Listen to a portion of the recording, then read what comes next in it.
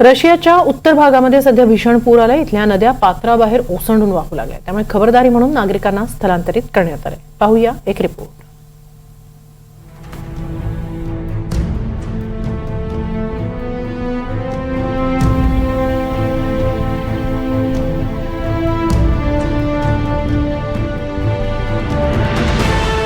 गेल्या आठवड्यात रशियाच्या चेल्याबिन्स्क आणि बशकोर्तोस्तानसारख्या प्रदेशांचा उर्वरित देशांशी संपर्क तुटला होता।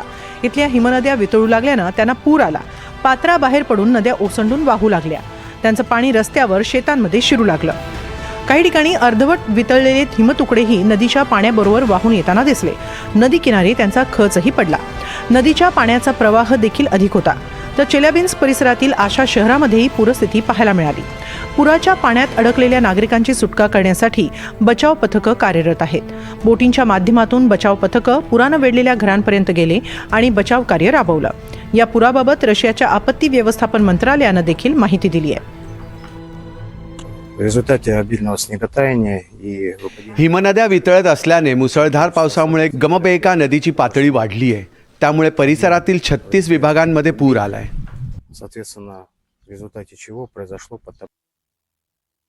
सुमारे 80 जणांना आतापर्यंत स्थलांतरित करण्यात आले।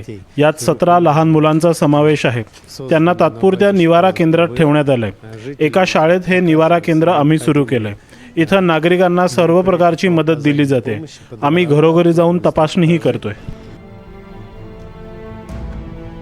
आशा शहरात पुराचा अधिक फटका बसला अशी माहिती देण्यात आली आहे। आशा शहरात 200 घरांचं नुकसान झालंय, तर 170 नागरिकांना स्थलांतरित करण्यात आलंय। तर बशकोर्तोस्तानमध्ये 120 नागरिकांना स्थलांतरित करण्यात आलंय। यंदा हिमनदी वितळण्यास 2 आठवडे आधीच सुरुवात झाल्याचं तज्ज्ञांनी सांगितलंय। यामागे यंदाचं वाढलेलं तापमान हे एक कारण असल्याचं तज्ज्ञांना वाटतंय। गेल्या वर्षी शेजारच्याच ओरेनबर्ग परिसरातही भीषण पूर आला होता। यात 12,000 रहिवासी वास्तूंचं नुकसान झालं होतं, तर 19,000 कुटुंबांना फटका बसला होता। दरम्यान हा परिसर युराल पर्वतासमीप येतो। हा पर्वत युरोप आणि आशिया खंडादरम्यानची सीमा मानला जातो। गेल्या काही वर्षात वातावरण बदलांमुळे इथल्या हिमनद्या वितळण्याचं प्रमाण वाढलंय, त्यामुळे युराल पर्वतानजीकच्या परिसरात पुराचं प्रमाणही वाढलंय। Bureau report, NDTV Marathi.